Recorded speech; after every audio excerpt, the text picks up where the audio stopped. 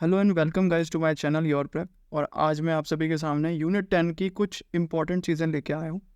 अब इसको लाने का एक ही मकसद है। फर्स्ट ऑफ ऑल मकसद क्या है कि ऑफिशियल जो एमपीपीएससी है, मध्य प्रदेश गवर्नमेंट जो है, उसके थ्रू ये पब्लिश किया जाता है।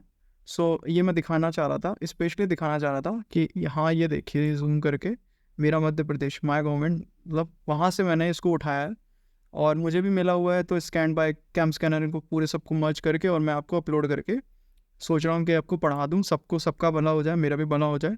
ठीक है। एंड आई होप आपको सबको वीडियोस अच्छे लगे और सभी लोग चाहें तो इसको 1.5x पे देख सकते हैं। तो फर्स्ट पेज जो दिया हुआ है वो बता रहा है अद्भुत कलाओं के लिए प्रसिद्ध है मध्य प्रदेश की गौंड जनजाति। तो गौंड जनजाति की उत्पत्ति बताई हुई है द्रविड़ों से हुई है, उनका अस्तित्व आर्य युग से पहले से माना जाता है। देखिए, मैं प्योर इंग्लिश मीडियम स्टूडेंट हूँ, बट मुझे जो जानकारी इंग्लिश में मिलेगी मैं उसको इंग्लिश में दिखा दूंगा, जो हिंदी में मिल रही है उसको हिंदी में बता दूंगा। गौंड शब्द का गौंड शब्द कौन शब्द से आया है, जिसके हरे भरे मतलब पहाड़ हैं। गौंड जनजाति दक्षिण की गोदावरी नदियों घाटियों में, उत्तर के विंध्य पर्वतों तथा विशेष क्षेत्रों में व्याप्त एक विजातीय समूह है। अब यहाँ पे क्वेश्चन सीधा बन सकता है, क्या गौंड शब्द कहाँ से आए, ये नहीं, कहाँ पे मिलती है ये। तो ये हो गया। जनगढ़ सिंह श्याम अपनी कला के लिए कागज तथा कैनवास का इस्तेमाल करने वाले प्रथम गौंड कलाकार थे। जनगढ़ सिंह श्याम का नाम आ गया। और इस जनजाति की कलाएं भारत भवन के गुंबद, विधानसभा की दीवार और इंदिरा गांधी राष्ट्रीय मानव संग्रहालय, ये आप मेरे को बताइएगा कहाँ पर है। तो अब यहाँ पे ये तीनों चीज़ें दी हुई है। ठीक है। भारत भवन का गुंबद ये कहाँ पर है, विधानसभा कहाँ पर है, और इंदिरा गांधी राष्ट्रीय भवन मानव संग्रहालय, माफ़ कीजिएगा, मानव संग्रहालय, ये तीनों चीज़ें बताइए ये कहाँ पर है। कमेंट कर दीजिए, जिससे कि और जिस वीडियो को ज़्यादा से ज़्यादा शेयर करो। आप लोग शेयर करते नहीं हो। फिर हम जनगढ़ सिंह श्याम के बारे में जानते हैं। इनका क्या है, गौंड कला के आदिवासी झोपड़ियों से दुनिया भर के म्यूजियम तक पहुंचाने वाले जनगढ़ सिंह श्याम। अब इनके बारे में पूरा दिया हुआ है। ठीक है ना। जनगढ़ स्कूल ऑफ आर्ट मिला है, मतलब चल रहा है, उनके गांव को जोड़ने की बात चल रही है। तो इनका बस फ़ोटो देख लीजिए। और ये क्या कहते हैं, अपने पास अंतर्राष्ट्रीय मार्केट है, उनके अंतर्राष्ट्रीय पुरस्कार सम्मान किए जाते हैं। ठीक है, ये मैं इसलिए पढ़ रहा हूँ, देखो मैं जस्ट सामने पढ़ रहा हूँ। ठीक है, मैंने पहले से कुछ करा नहीं है। हाँ, डिडोरी जिले के गांव पाटनगढ़ में रहने वाले जनगढ़ सिंह श्याम, मतलब पाटनगढ़ जो गांव है, कभी झोपड़ियों की दीवारों और भैंसों की पीठ पर कलाकृतियाँ उकेरा करते थे। तो ये डिंडोरी जिले से इनका संबंध है, बस मेन हमारा ये हो गया। इसके बाद मध्य प्रदेश का गौरव, पति का सेवा करते हुए गौंड चित्रकार बनी डिंडोरी। अब डिंडोरी की रजनी दुर्वे, तो ये आदिवासी हैं। और क्या कहते हैं, ये दुर्वे जो हैं, सॉरी रजनी दुर्वे जो हैं, वो कहाँ से है, डिंडोरी से। हमने इनका पढ़ा, ये कहाँ से, ये भी डिंडोरी ज़िले से हैं। ठीक है। तो इनका नाम बस आप वो कर लीजिए, और है ना, इसको याद कर लीजिए कि इनका क्या नाम है, वो कहाँ से ये बिलोंग करती हैं। बस मोर देन एनफ है। उसके बाद तांतिया भील, तांतिया मामा जिनको सभी लोग बुलाते हैं। ठीक है। खंडवा महो, मीटर गेज लाइन पर कलाकुंड स्टेशन गुजरने वाली हर ट्रेन यहाँ बने तांतिया भील के मंदिर के सामने 1 मिनट के लिए ज़रूर रुकती है।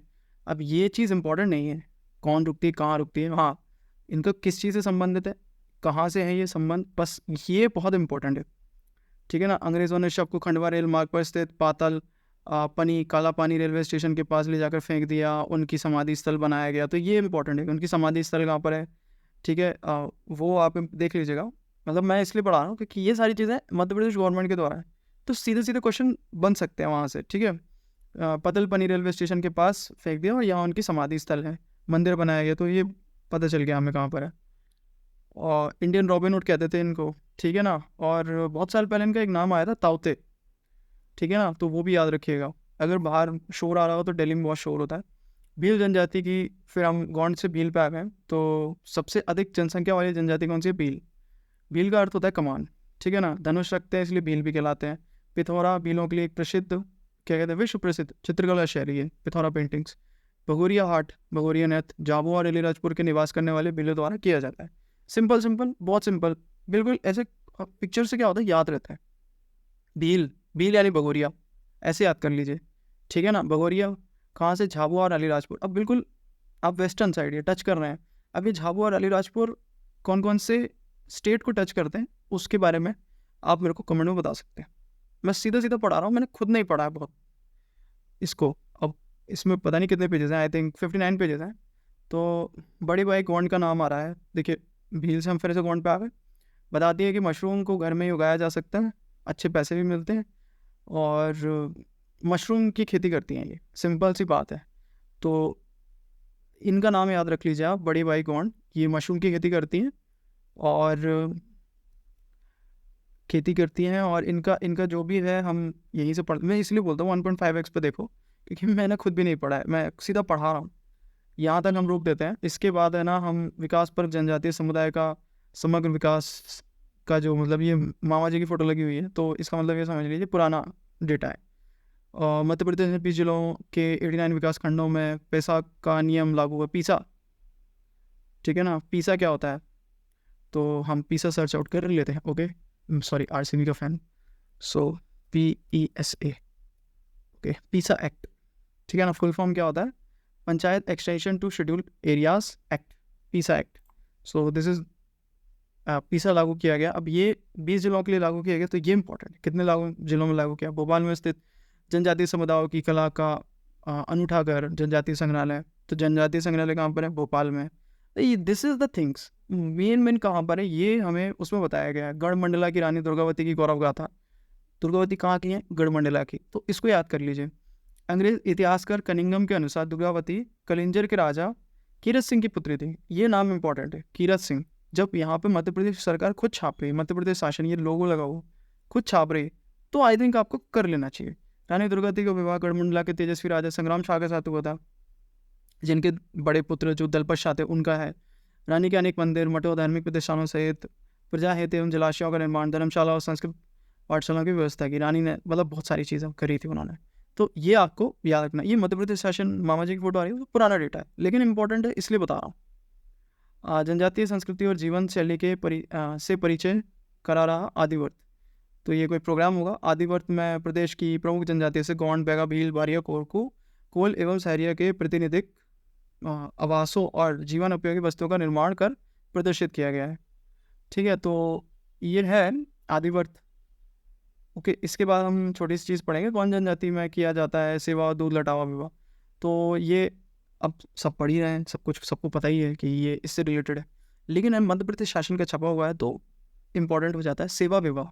दूध लटावा तो सबको पता है, गौंड गौंड गौंड गौंड, लेकिन सेवा विवाह तो ये थोड़ा सा नया निकल गया डेटा, और हमें इसके बारे में पता ही है। सेवा विवाह क्या होता है, गौंड जनजाति में वर द्वारा वधु मूल्य नहीं चुकाने की स्थिति में वर हावी ससुर के यहाँ सेवा करता है, जिसके बाद वर को वधु सौंप दी जाती है। इस विवाह को लामनाई विवाह भी कहा जाता है, लामनाई विवाह। दूध लटावा तो पता ही है सबको, गौंड जनजाति में ममेरे फुफेरे भाई बहनों में यह विवाह अधिमान्य होता है, जिसे दूध लटावा विवाह कहते हैं। गौरव गाथा है किसकी, रानी दुर्गावती जी की। अभी हमने क्या कहते हैं, ऊपर जो रानी देखी है उनका नाम एक बार और फिर से याद कर लीजिएगा आप, ये रानी गढ़मंडला की दुर्गावती ही है। हमें इनके बारे में थोड़ा सा और देखने मिल रहा है यहाँ, ठीक है ना। वो आगे पीछे पेजेस अरेंज होगा होंगे। गढ़मंडला की रानी दुर्गावती का नाम इतिहास स्वर्णिम अक्षरों में लिखा गया। कहाँ, कलिंजर बांदा में हुआ। चंदेलों की बेटी दुर्गावती के पिता का नाम कीरत राय था। इनका विवाह संग्राम शाह के साथ हुआ, जिनका पुत्र था दलपत शाह। तो 12 पेजेस हो गए हैं, 4 सेशन में कर लें। 12 ने 24 चित्ती 1248 15 पेजेस कर लेते हैं। ओके, शाल का 26 गौंड समुदाय के चित्रकार पद्मश्री दुर्गाबाई व्योम, ठीक है ना। तो दुर्गाबाई व्योम जो है ये इंपॉर्टेंट है, गौंड समुदाय से रिलेटेड है, और इनका नाम आपको याद करना ही पड़ेगा, ठीक है। इसके बाद हम बात करते हैं, भगवान राम की भक्त शबरी माता है। कोल जनजाति का संबंध, मतलब माता से, सॉरी माफ़ कीजिएगा, शबरी जी का संबंध कोल जनजाति से है। कोल जनजाति मध्य प्रदेश की तीसरी सबसे बड़ी अनुसूचित जनजाति है। मध्य प्रदेश में कोल जनजाति की 10 लाख से भी ज़्यादा जनसंख्या मुख्य रूप से रीवा, सतना, शहडोल, सीधी, पन्ना एवं सिंगरौली जिलों में निवास करती है। जब डेटा दिया हुआ है तो याद क्यों नहीं कर लेते, क्या करना है, ठीक है। रीवा, सतना, शहडोल, सीधी, पन्ना, सिंगरौली, रीवा, सतना, शहडोल, सिंगरौली, सीधी, पन्ना, ऐसे कर लो, ठीक है। बस एक अलग है, बाकी सब साथ से ही हैं। तो रीवा, सतना, शहडोल, सीधी, पन्ना, सिंगरौली, कुछ भी याद कर लो, पन्ना बाद में कर लो। ये खरवार समूह की एक प्राचीन जनजाति है जो अपना संबंध भगवान राम की भक्त शबरी माता को मानते हैं, ठीक है। महर्षि पढ़नी के अनुसार कोल शब्द कुल से निकला है, जो समस्त का भाव बोधक है, समस्त सभी का। ओके, हम 15 पे आ गए, गौंड का लास्ट पेज है, इसके बाद हम नेक्स्ट वीडियो करेंगे। मेरी कोशिश ये है कि मैं थोड़ा सा पढ़ के आऊँगा नेक्स्ट टाइम से, बट मैंने पढ़ा नहीं था इसको, क्योंकि ये जानकारी है मुझे, बट लाइव पढ़ाते टाइम क्या होता है ना कि ये रिकॉर्ड करने में पता नहीं है कि क्या जानकारी दी है इसमें। तो मध्य प्रदेश की सबसे दूसरी बड़ी जनजाति कौन सी है? गोंड। इनकी उत्पत्ति तेलुगु के गोंड शब्द से हुई, हमने ऊपर भी देखा। इनके बिदरी, बकपंती, हरडली, नवाखनी, जौरा, मईड, मड़ई और छेरता प्रमुख त्यौहार हैं। तो यहाँ त्योहारों के नाम दिए हुए हैं।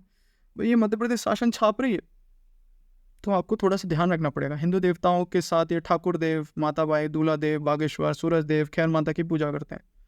कर्मा, सैला, बड़ौनी, सुआ, दीवानी, बिरहा, करहवा इनके प्रमुख नृत्य हैं। अब इतना सब अगर यहाँ तक दिया हुआ है 15 पेजेस में, अगर 5 पेज की भी इन्फॉर्मेशन निकलती है तो कर लीजिए। इसी के साथ हम इसके नेक्स्ट वीडियो में मिलेंगे। ये इसका पार्ट 1 था। मैं प्रॉपर वीडियो बनाना चाहता हूँ, बट सब लोग बना रहे हैं। मेरे नोट्स ना बहुत क्रिस्प होते हैं, मैं बहुत ज़्यादा है ना इधर उधर करता नहीं हूँ, बहुत सिंपल नोट्स बनाता हूँ। और 1 पेजर 2 पेजर पर ज़्यादा मेरे को विश्वास रहता है। जैसे कि 1 पेजर का एक नोट दिखाऊंगा आपको, उसमें मैंने एक पेज में ना सारे डांस फॉर्म उनके विथ मेमोनिक्स ट्रिक्स बनाई हैं। So I will try to upload it, but मेरा मन नहीं होता ज़्यादा अच्छी चीज़ें प्रोवाइड करने की, बट ठीक है मैं कर दूँगा, उसको बता दूँगा। सो प्लीज़ वीडियो को लाइक, सब्सक्राइब, शेयर कीजिएगा चैनल को। और प्लीज़ सेकंड पार्ट को जल्दी मैं रिलीज़ करूँगा, और कोशिश करूँगा अपडेट रहने की इस चैनल पे, बिकॉज मेरे पर टाइम नहीं मिलता है, मुझे यूपीएससी का एग्ज़ाम देना है। So thank you, have a nice day, जय हिंद, जय भारत। मेरा ये चैनल सब्सक्राइब करें और मेरे हर अपडेट आपको मिले, इसके लिए बेल आइकन जरूर दबाइएगा।